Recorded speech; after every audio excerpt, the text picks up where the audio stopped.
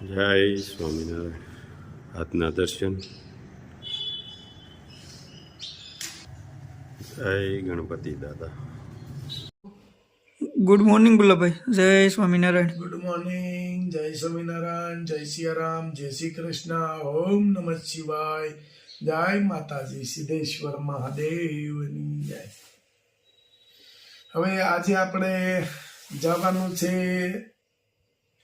એટલે ઘણા બધા આપણે બહુ વખાણ સાંભળ્યા છે, અને આપણે જેજાતથી કે જે આપણો પરિવાર છે, આપણો કુટુંબ, એણે પણ આપણે બહુ કીધું હતું કે તમે એક ફેરુની મુલાકાત લ્યો, બહુ સરસ.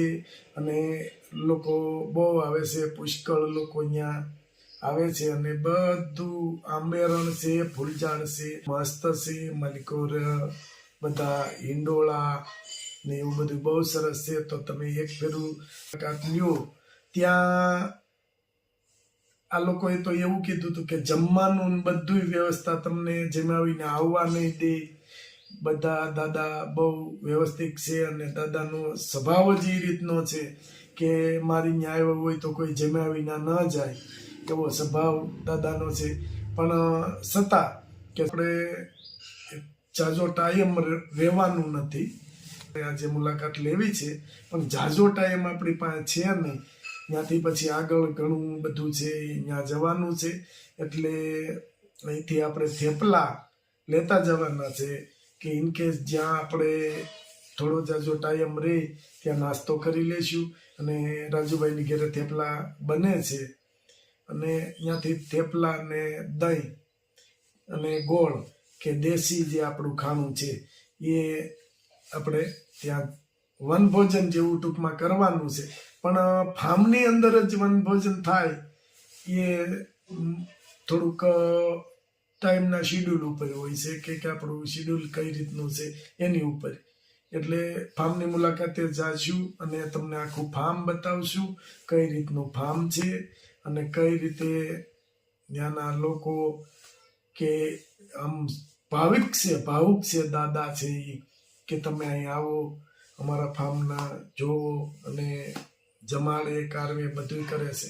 પણ આપણે જમવા માટેનું તો સાથે જ લઈ જવું છે, એટલે ત્યાંથી બીજા ઘણા બધા કામ છે, એટલે આપણે જવું પડે એવું છે. એટલે જ્યાં આપણે ટાઈમ થશે ત્યાં જમી લઈશું, બરાબર. અને રાજુભાઈની ઘરે થેપલા બને છે, ત્યાં રાજુભાઈના વાઈફ હોય અને રાજુભાઈના મમ્મી. અને મને તો સંપામાસી થેપલા બનાવે એની જેવા થેપલા ક્યાંય બને નહીં, એટલે સંપામાસીની ત્યાં જ આપણે થેપલાનું કીધું છે. અને રાજુભાઈ એવું કીધું હતું કે અહીંયા બાથી થાય નહીં, એટલે ત્યાં બનાવી નાખશે. અને આમાં આપણે તો બે અરસપરસ બે ઘર એક જ છે કે ત્યાં બને તો એ છે, અહીંયા બને તો એ છે. એટલે ચંપામાસી થેપલા બનાવે, એ થેપલા તમે એક ફેરું ખાવ એટલે તમને એમ થઈ જાય કે બીજે આપણે થેપલું ખાવું નથી. અમારા જે મહેમાનો આવે છે યુકેથી એ આવે છે, અમેરિકાથી આવે છે, બધે જર્મનીના મહેમાન આવ્યા હતા, હજી 2-3 મહેમાન હજી આવવાના બાકી છે.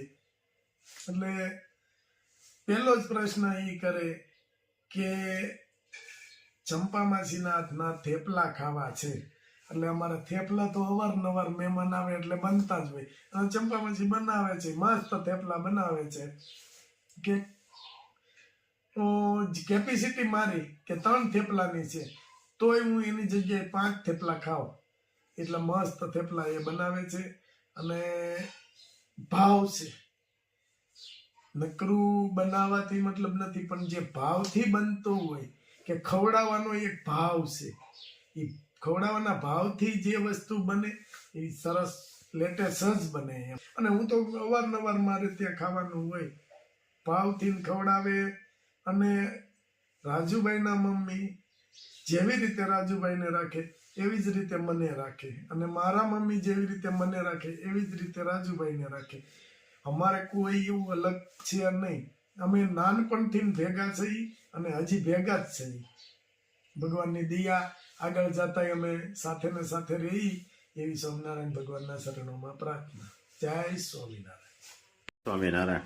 જય સ્વામિનારાયણ. શું બનાવવાનું બા? થેપલા દૂધી હતી, હા. લીલી મેથી હતી અને ધાણા હતા. કેવી હતી મેથી ને દૂધી? મામાને ઘેરેથી. વાડીએ તેમને હા, વાડીએથી તાજી મેથી, દૂધી, થેપલા. થેપલા. વાહ ભાઈ વાહ. બાંધો લોટ થઈ. આગળ બાંધી દઉં લોટ. એનો નાખવાનો છે એમાં? એમાં તો રોટલીનો જ હોય, બીજું કઈ ન આવે. એવું છે? હા, થેપલા બનાવવાનું ચાલુ કરી દીધું. બા તમે વણો છો એમ ને? હું વળતી જાઉં, રેતું સોડવતી જાય. અહીંયા થેપલા તોડવાનું કામ ચાલુ થઈ ગયું છે. કેમ થેપલા બનશે? મસ્ત બને. લીલી ભાજી આવે ને ત્યાં મેથીની, હા હા. શિયાળામાં સારી હોય. આમે મેથી આમે ભાવે. ભાજી બનાવાય અને થેપલાય ખવાય. તે શિયાળામાં ગુણકારી વધારે ભાજી. સરસ. બારે માસ આવે પણ તે શિયાળા જેવી ન આવે. હમ. બારે માસી મળે જ છે હવે, પણ અત્યારે જેવી આવે ને એવી પછી ન મળે. અને આ તો મામાની વાડીની છે ભાઈ. હા, ઘરની છે એટલે આમે સારી હોય. તઈ અને વાડી આવ્યા છે સીધી કાબા. મારા ભાઈની છે. તઈ હા, ભાઈ ભાઈ છે મારો. તઈ સીધી વાટી લેવાની હો. હે, ઉપાડે નહીં? નહીં, છે. પાછું એમાં વાટવી ને એટલે પાછો થાય મેથી. હે, હવ ગરમા ગરમ જમવા. મસ્ત થેપલા થઈ ગયા છે કમ્પ્લીટ.